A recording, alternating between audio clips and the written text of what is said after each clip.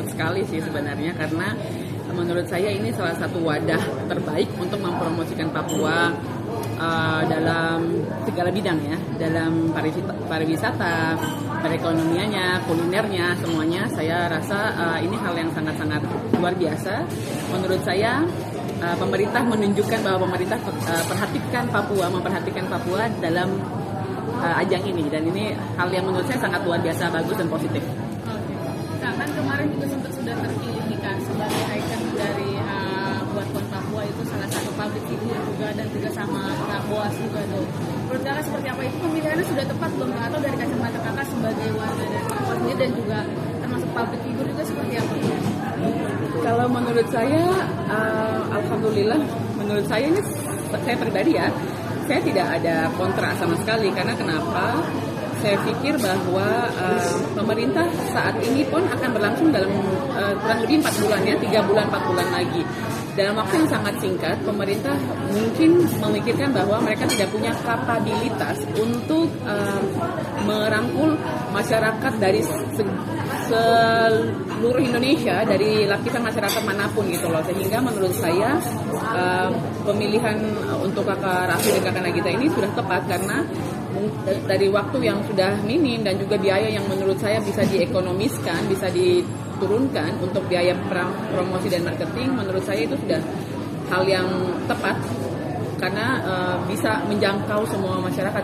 Kita harus pahami bahwa tidak semua orang punya kekuatan ini gitu loh, tidak semua orang punya power untuk merangkul semua masyarakat kan.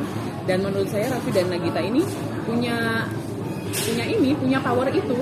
Pemerintah saja menunjuk mereka karena pemerintah tahu bahwa untuk waktu yang cukup singkat ini mereka tidak punya kapabilitas itu gitu loh, sehingga menurut saya itu sudah sangat-sangat tepat. Berarti bisa diartikan itu sebagai bentuk kampanye ya Kak ya? Betul. Buat warga Papua sendiri. Betul. Nah, tapi kan ada beberapa pro dan kontra seperti itu. Karena kenapa sih kok nggak lebih tepat tuh apa yang dari Papua sendiri, dari orang sosok yang dari kelahiran Papua sendiri. Sempat juga kadang-kadang ada beberapa nama public figure juga nih Kak. Termasuk Kakak juga, ini seperti apa? Kalau saya kan begini ya, Duta PON 2020 ini kan sudah Kakak Boas Solosa, jadi menurut saya sudah tepat banget. Dan ini kan pekan olahraga nasional, Kakak Boas Solosa tuh atlet kan, jadi udah pas banget menurut saya. Jadi kalaupun mungkin mau protes ke panitia PON-nya, tapi mungkin protesnya untuk mungkin menambahkan dutanya, atau tapi kalau untuk menggantikan ikon saya rasa sudah tidak bisa ya, karena memang sudah bentar lagi PON akan segera dimulai, dan hampir 90% orang yang komen di sosial media saya, mereka mengakui bahwa mereka tahu PON dari Raffi dan Nagita gitu. Jadi kita harus menyadari bahwa mereka punya kemampuan merangkul masyarakat ini gitu. Jadi itu sih yang menurut saya sudah saya rasa sudah sangat tepat untuk Kakak Boas Solosa menjadi Duta PON 2020. Kak, kemudian dari PON yang sebelumnya gitu kan tidak segempar sekarang. Apakah itu juga menjadi acuan ditariknya Raffi sama Nagita sebagai duta? Saya rasa pemerintah itu mereka adalah orang-orang yang dipilih ya, orang-orang yang sangat punya kapabilitas dan kapasitas untuk membuat sesuatu menjadi baik. Dan saya rasa pemerintah juga pasti sudah belajar dari PON sebelumnya, bagaimana ya untuk PON kali ini harus lebih gempar, lebih gembira lagi. Mungkin kalau PON sebelumnya, saya waktu itu dua bulan di Bandung Pak, jadi sekretaris PON Papua, dan saya tahu banget PON itu susah banget untuk menjangkau lapisan masyarakat seluruh Indonesia. Belum atletnya ada ribuan, belum lagi yang datang nonton, belum, jadi banyak sekali pemikiran-pemikiran dan banyak sekali hal-hal yang dipertimbangkan untuk PON. Sehingga saya tahu banget, saya waktu itu jadi sekretaris PON Papua tuh, saya tahu kerja kerasnya, susah payahnya gitu loh. Sehingga menurut saya pasti mereka mau untuk lebih baik kan gitu. Jadi pasti mereka sudah punya pertimbangan khusus untuk memilih Kakak Raffi dan Nagita sebagai ikon PON. Kak, kemarin beberapa waktu sempat ada cerita-cerita terkait di sosial media, juga sempat booming juga termasuk nama Kakak itu dengan dikaitin dengan komentar-komentar sendiri dari netizen itu seperti apa Kak? Yang mana? Komentar tentang apa? Yang sempat kisah juga tuh tentang seharusnya dutanya ini, seharusnya ada beberapa public figure juga yang bilang seperti itu. Jadi seharusnya, kalau saya sih itu manusia di dunia ini semua punya hak untuk berpendapat ya. Di Indonesia apalagi semua orang punya hak untuk berpendapat, dan semua orang punya hak untuk didengarkan. Dan juga menurut saya siapapun silahkan berpendapat, tapi pendapat saya ya tetap saya pada pendapat saya bahwa menurut saya Kakak Boas Solosa sudah sangat cukup untuk mewakili kami Papua, dan beliau juga atlet. Duta dan ikon tuh siapapun bebas ya, menurut saya siapapun yang punya KTP Indonesia berhak untuk gabung join dalam kegiatan nasional. Jadi siapapun itu, mau Pak Jokowi jadi dutanya juga menurut saya sah-sah aja, orang beliau punya KTP Indonesia kan. Jadi tapi kalau misalnya mau ribut ke sana kemari, mendingan kita semua fokus untuk bantu menyukseskan PON gitu.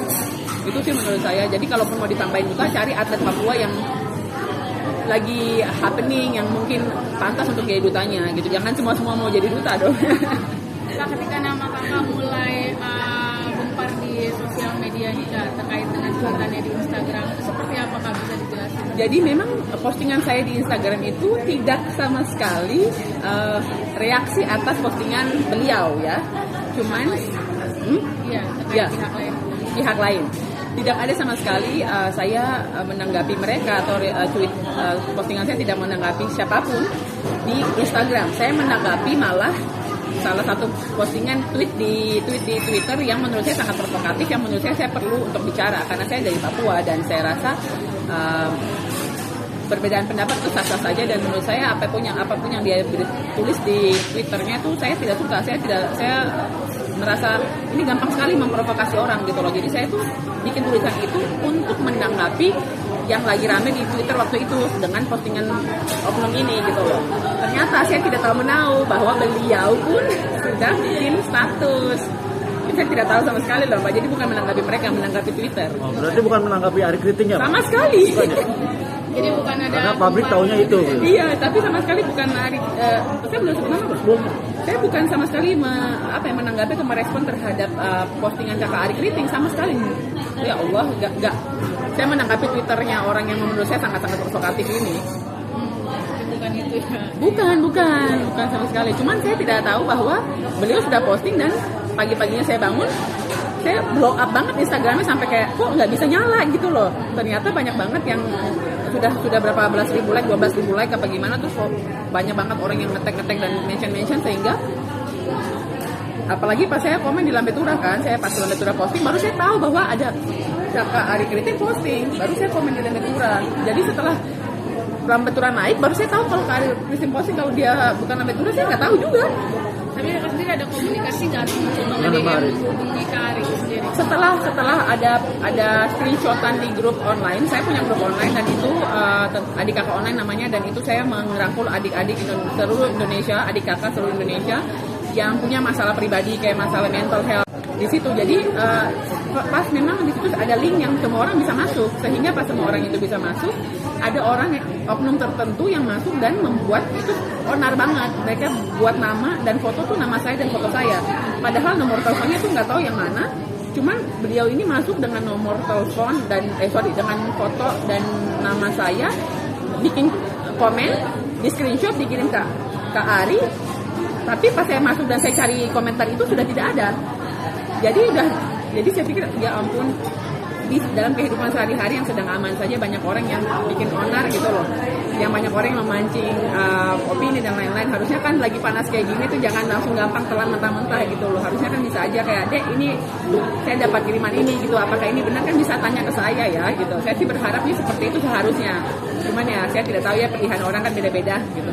Tapi berarti sama Ari Kriting sendiri udah komunikasi? Udah, saya sudah DM beliau, saya sudah tag di Instastory dan semuanya bahwa kakak saya mohon maaf atas ketidaknyamanan ini, tapi bukan saya yang menginisiasi laporan massal report akunnya kakak sama sekali. Saya bahkan kejadian itu pun saya lagi tidak online di grup itu. Sahabat saya telepon jam 12 malam, saya kaget karena dia telepon, saya pikir ada berita apa gitu, padahal dia bilang tolong lihat sekarang kamu di posting gitu-gitu. Saya kaget, tapi saya sudah langsung itikat baik setengah jam dari postingan itu, saya langsung menghubungi beliau, tapi sampai sekarang tidak ada satupun dari dia dan teman-teman beliau dan teman-temannya, semuanya saya DM semuanya, tapi tidak ada satu orang pun yang membalas dan merespon.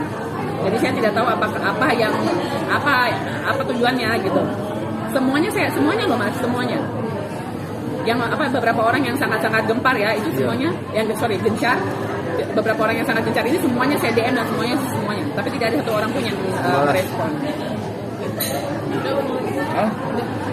Kalau dengan Nagita sendiri, apakah sudah komunikasi? Belum sama sekali, dan memang saya juga saya tidak, maksudnya sih orang bilang, saya bingung karena sekarang kan saya berani beropini dan saya dibilang pansos ya, tapi saya tuh saya membela Nagita Slavina bukan mau pansos, tapi menurut saya memang ini hal yang baik gitu loh. Ini hal yang sangat-sangat baik untuk PON nanti, jadi tidak ada komunikasi sama sekali sih, Mas. Iya. Belum ketemu, dulu kakak kelas saya di UI. Tapi sampai sekarang belum ketemu lagi. Mungkin terakhir dukungannya aja buat PON nanti. Iya, jadi saya mau bilang aja kepada semua, saya mengajak dari Sabang sampai Merauke. Pernahkah kita renungkan betapa susah payahnya pemerintah dan panitia mengurus ini semua gitu loh.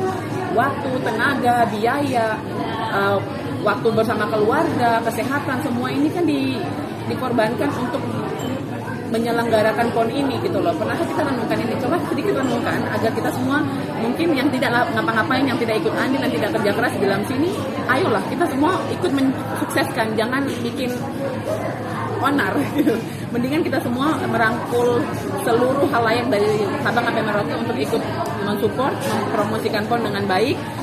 Toh berjalan lancar nanti PON-nya, kita juga semua yang senang gitu loh. Mendingan kita semua menjaga keamanan dan ketertiban, kenyamanan semuanya untuk datang dan ke Papua untuk PON ini. Semakin banyak orang yang datang ke Papua, semakin banyak juga orang yang tahu Papua, dan semakin orang pasti jatuh cinta dengan Papua. Begitu saja. Oke.